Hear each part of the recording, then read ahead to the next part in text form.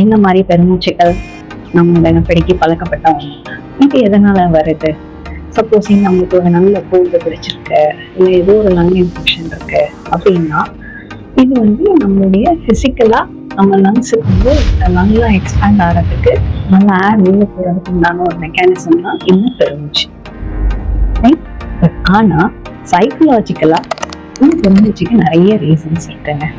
பாத்தீங்க அப்படின்னா நிறைய நேரங்கள்ல நம்ம ஒரு இம்பார்ட்டன்டான விஷயத்துக்கு போகும். ஃபார் எக்ஸாம்பிள் பாஸ்ல அவங்க கேபின்க்கு போயிட்டு வரும்போது இதுல ஒரு ஸ்ட்ரெஸ், எக்ஸாம் ஹாலுக்கு போயிட்டு வரும்போது எப்படி வரும் என்னங்கிற ஒரு ஸ்ட்ரெஸ், பிளஸ் நம்ம ஒரு முக்கியமான விஷயத்த அம்மாட்டையோ அப்பாட்டையோ ஹஸ்பண்டையோ ஒய்ஃப்டையோ டிஸ்கஸ் பண்ண போறோம், எனக்கும் பர்மிஷன் கேட்க போறோம் அப்படிங்கும்போது ஒரு ஸ்ட்ரெஸ் பில்டப் ஆகும். இந்த வேணும் அப்படின்னு ஒரு பெருமூச்சு வரும். இது என்ன அப்படின்னா இது டிஃபால்ட்டா நம்ம பிரெயினுக்கு இருக்கிற எமோஷனல் செட் ரீசெட் மெக்கானிசம் அப்படின்னு சொல்லுவோம். அப்படின்னா என்ன?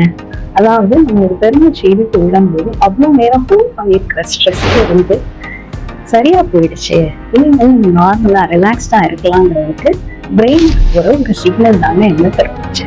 ஸோ அந்த பெருமூச்சு வந்த உடனே நம்ம ரிலாக்ஸ்டா ஃபீல் பண்ண ஆரம்பிச்சோம். ஏன்னா ரிலாக்ஸிங் ஹார்மோன்ஸ் நம்ம உடம்புல சுரக்க ஆரம்பிச்சோம். கமெண்ட்ல சொல்லுங்க, நீங்க எப்பெல்லாம் இந்த பெருமூச்சு விட்டுருக்கீங்க அப்படிங்கிறது. தேங்க்யூ.